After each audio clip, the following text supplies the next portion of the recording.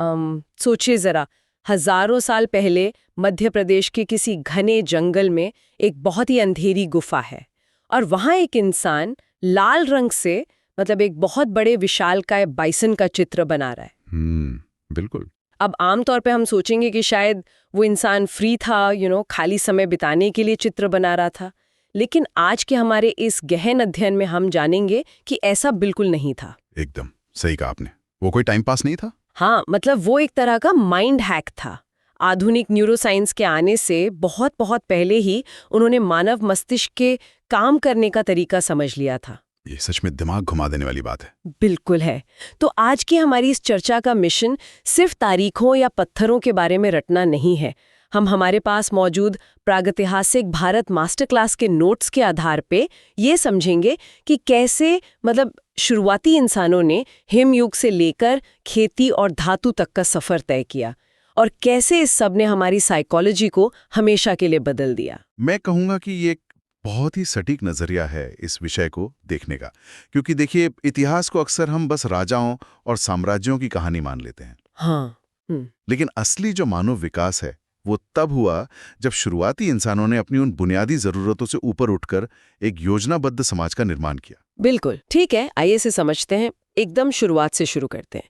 जब होलोसीन युग यानी हिमयुग का अंत हुआ तो मौसम बदल रहा था, पूरी दुनिया में जलवायु गर्म होने लगी थी और नमी बढ़ गई थी। तो हमारे स्रोतों के अनुसार विंध्य क्षेत्र के उन पथरीले इलाकों से निकलकर इंसान अचानक गंगा के उपजाऊ मैदानों की तरफ प्रवास करने लगा। जी। तो क्या ये प्रागैतिहासिक काल के एक रियल एस्टेट बूम जैसा था? मतलब बर्फ पिघली, जंगल बढ़े और अचानक हर कोई बेहतर जीवन के लिए गंगा के मैदानों में शिफ्ट होना चाहता था। रियल एस्टेट बूम, अगर हम इसे व्यापक संदर्भ से जोड़ें तो ये सिर्फ बेहतर मौसम की तलाश नहीं थी, इसके पीछे एक बहुत ही गहरा पारिस्थितिक कारण था। वो कैसे? देखिए, जब जलवायु गर्म और नम हुई तो खुले घास के मैदान जो थे उनकी जगह घने जंगलों ने ले ली। अब इस पर्यावरण के बदलाव ने जानवरों की प्रजातियों को पूरी तरह से बदल दिया। अच्छा, मतलब जानवर भी बदल गए? बिल्कुल। जो विशालकाय और धीमी गति वाले जानवर थे, जिन्हें मेगाफोना कहते हैं, उनकी जगह हिरण और जंगली सुअर जैसे छोटे और बहुत तेज भागने वाले जानवरों ने ले ली। ओह, तो पुराने तरीके से उनका शिकार करना लगभग नामुमकिन हो गया था। अब आप खुद सोचिए, एक घने जंगल में आप एक भारी भरकम पत्थर का भाला दूर तक तो फेंक नहीं सकते। हाँ, पेड़ों में अटक जाएगा। सही कहा। और नहीं आप उन भारी हथियारों से तेज दौड़ने वाले शिकार को मार सकते हैं। तो जीवित रहने की इस नई चुनौती ने मानव इतिहास के एक बहुत बड़े इनोवेशन को जन्म दिया। माइक्रोलिथ्स। बिल्कुल, मध्य पाषाण काल के माइक्रोलिथ्स। तो मतलब पुराने हथियार उस नए इकोसिस्टम में फ्लॉप हो गए थे। तो ये जो माइक्रोलिथ्स थे, जो बहुत ही छोटे और नुकीले पत्थर के औजार होते थे, इन्होंने समस्या कैसे सुलझाई? क्या बस इनका साइज छोटा था या कोई तगड़ी इंजीनियरिंग थी इसके पीछे? इसमें बहुत कमाल की इंजीनियरिंग थी। ये कंपोजिट टूल्स यानी मिश्रित हथियारों की शुरुआत थी। ये सिर्फ छोटे पत्थर नहीं थे। अच्छा? हाँ, इन्हें लकड़ी या हड्डी के खांचों में फंसाकर तीर, भाले या दराती का रूप दिया जाता था। इसका सबसे बड़ा फायदा यांत्रिक लाभ ये था कि अगर शिकार करते समय आगे का हिस्सा टूट भी जाए तो पूरा भाला नहीं बदलना पड़ेगा। एकदम सही, आप बस उस छोटे से पत्थर यानी माइक्रोलिथ को बदल लीजिए। इससे हथियारों का वजन कम हुआ और सटीकता बहुत बढ़ गई। और वो दूर से शिकार कर सकते थे। बिल्कुल। तो ये जो बदलाव था वो सीधे पर्यावरण की मांग पर आधारित था। ये सच में बहुत दिलचस्प है कि पर्यावरण आपको इंजीनियर बना देता है। बिल्कुल बनाता है। और यहाँ बात सच में बहुत दिलचस्प हो जाती है, क्योंकि जब ये लोग इन नए हथियारों के साथ मैदानों में आ गए तो एक और बड़ा शिफ्ट हुआ नवपाषाण काल में। जी, खेती की शुरुआत। हाँ, हम मेहरगढ़ की बात करते हैं जो पाकिस्तान के कच्ची मैदान में बोलन दर्रे के पास है। हमारे स्रोत बताते हैं कि वहाँ दक्षिण एशिया में कृषि के सबसे पुराने साक्ष्य मिलते हैं, मुख्य रूप से गेहूं और जौ। गेहूं और जौ। तो मेरा सवाल ये है कि क्या केवल गेहूं और जौ उगाने की इस शुरुआत ने मानव मस्तिष्क की वायरिंग को पूरी तरह बदल दिया? मतलब जो लोग हमेशा घूमते रहते थे वो अचानक बसने क्यों गए? देखिए, खेती ने इंसानी दिमाग को सच में एक नए सांचे में ढाल दिया। अगर आप एक शिकारी समाज को देखें तो उनका नियम बहुत सीधा है, आज शिकार किया, आज खा लिया। हाँ, हैंड टू माउथ। बिल्कुल। इसे इमीडिएट रिटर्न इकोनॉमी कहते हैं। लेकिन जब मेहरगढ़ में लोगों ने बीज बोना शुरू किया तो वो डिलेड रिटर्न इकोनॉमी में आ गए। मतलब उन्हें इंतजार करना पड़ता था। हाँ, आज बीज बोया है तो फसल के लिए महीनों इंतजार करना होगा, मौसम देखना होगा, बारिश की उम्मीद करनी होगी और फसल को जानवरों से बचाना होगा। ओह, तो एक तरह से इसके कारण इंसानों में कल की चिंता या भविष्य की योजना बनाने की क्षमता पैदा हुई। बिल्कुल, और सिर्फ योजना ही नहीं, संपत्ति की अवधारणा भी यहीं से आई। अच्छा। हाँ, जो जमीन कल तक जंगल थी वो अब किसी की अपनी जमीन हो गई। फसल कटने के बाद उस अनाज को सुरक्षित रखने के लिए बर्तनों की जरूरत पड़ी। बंटवारे के नियम बनने लगे, तो एक जगह पर टिक कर रहने से समाज का ढांचा जटिल हो गया। मेहरगढ़ का वो गेहूं सिर्फ खाना नहीं था, वो हमारे आधुनिक समाज का ब्लूप्रिंट था। क्या बात है। हाँ। मतलब स्थायी जीवन से सुरक्षा मिली और सुरक्षा से खाली समय। और मुझे लगता है कि जब पेट भरा होना तभी रचनात्मकता बाहर आती है। सही कहा आपने। और ये रचनात्मकता हमें भीमबेटका में देखने को मिलती है, मध्य प्रदेश में विंध्य पर्वतमाला के पास। जी। हमारे स्रोत बताते हैं कि वीएस वाकनकर ने 1950 के दशक में एक चलती ट्रेन की खिड़की से इन चट्टानों को देखा था। मतलब सोचिए, ट्रेन की खिड़की से इतनी बड़ी खोज। वो सच में एक ऐतिहासिक पल था। हाँ, और वहाँ 700 से ज्यादा गुफाएं हैं, जिनमें से 400 पर चित्र हैं, ज्यादातर मध्य पाषाण काल के। और उन्होंने लाल रंग का यानी हेमेटाइट का बहुत इस्तेमाल किया है। तो इन सब का क्या मतलब है? यहाँ जो बात सबसे आकर्षक है वो है उनका मकसद।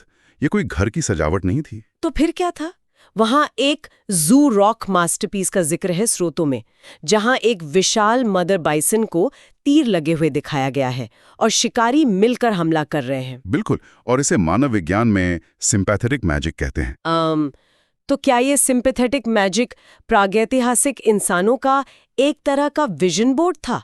मतलब जैसे आज लोग अपनी सफलता की कल्पना करते हैं, विजुअलाइज करते हैं। आप इसे बिल्कुल वैसा ही समझ सकती हैं। देखिए, एक विशाल जंगली जानवर का शिकार करना कोई मजाक नहीं था, वो जीवन और मृत्यु का सवाल था। हाँ, एक गलती और जान गई। एकदम।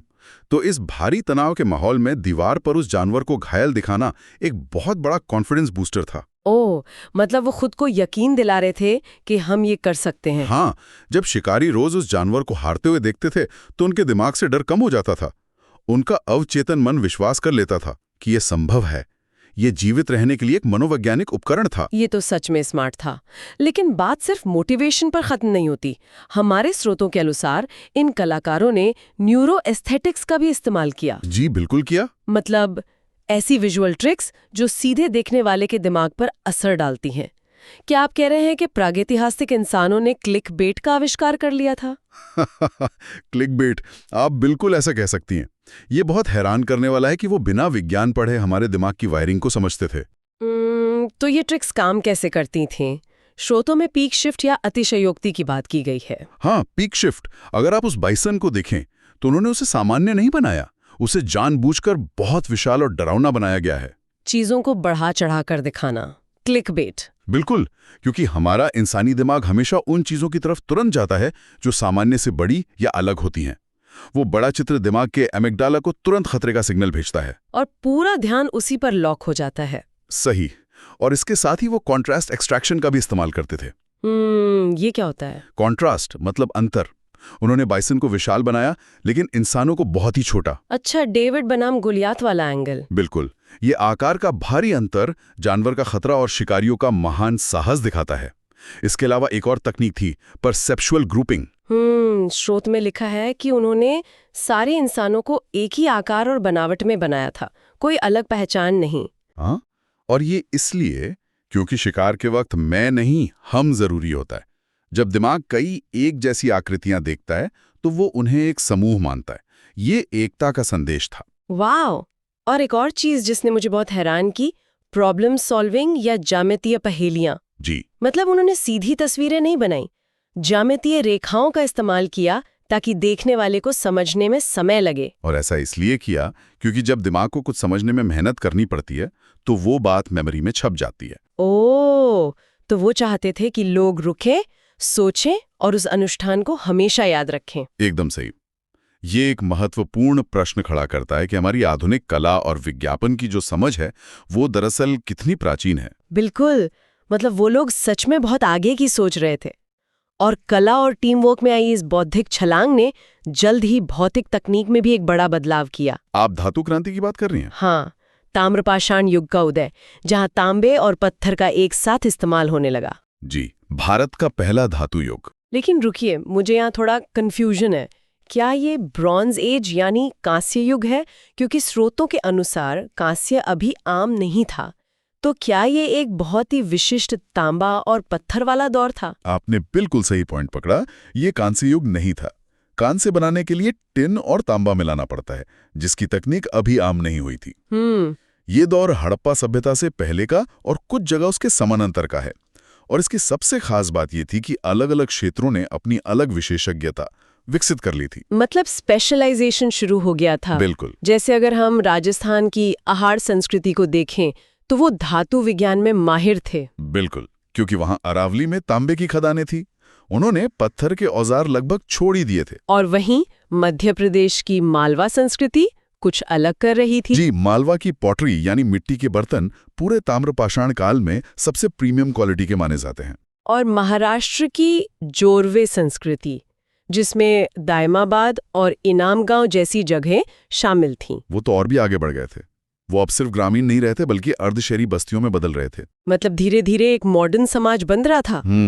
तो तांबे को पिघलाने की इस महारत ने जाहिर तौर पर अन्य चीजों को भी प्रभावित किया होगा, जैसे भट्ठियों का इस्तेमाल, जिसने अंततः मिट्टी के बर्तनों और खेती में एक नई तकनीक को जन्म दिया। बिल्कुल, जिसे हम पेंटेड ग्रेवेयर या PGW संस्कृति कहते हैं। हाँ, हमारे स्रोत बताते हैं कि ये संस्कृति पाकिस्तान के बहावलपुर से लेकर यूपी के कौशाम्बी तक फैली थी और इनकी टेक्निक बहुत एडवांस थी।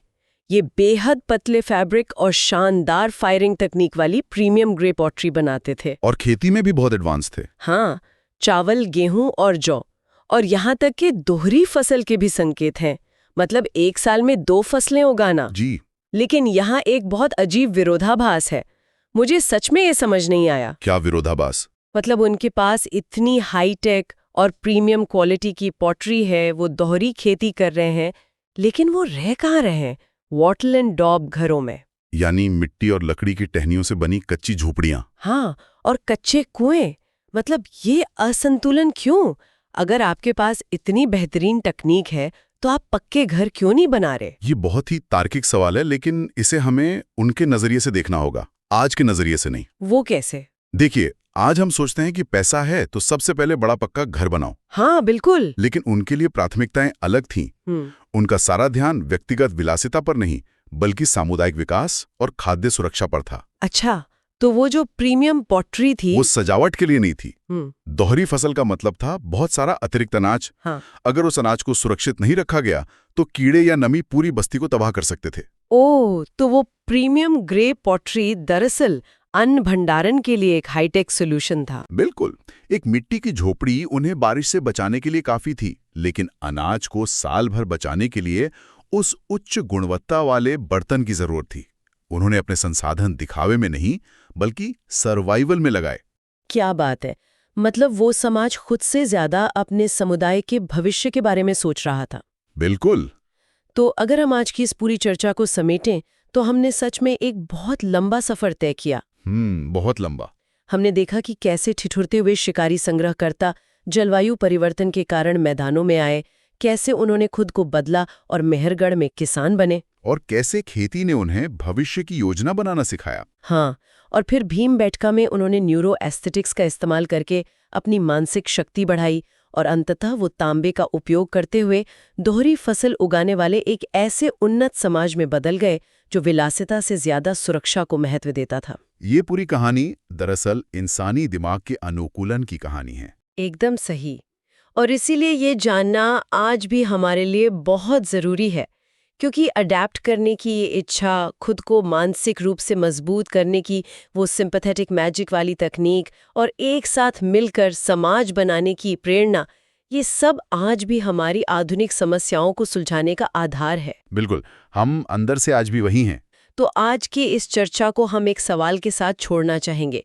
सोचने वाली बात है, अगर वो प्रागैतिहासिक इंसान अपने शिकार में सफलता पाने और अपने डर पर काबू पाने के लिए गुफा की दीवारों पर विशाल बाइसन बनाते थे, तो आज के इस आधुनिक डिजिटल दुनिया में हमारी वो गुफा की दीवारें कौन सी हैं जहां हम अपनी सामूहिक आकांक्षाओं और अपने डर को चित्रित करते हैं?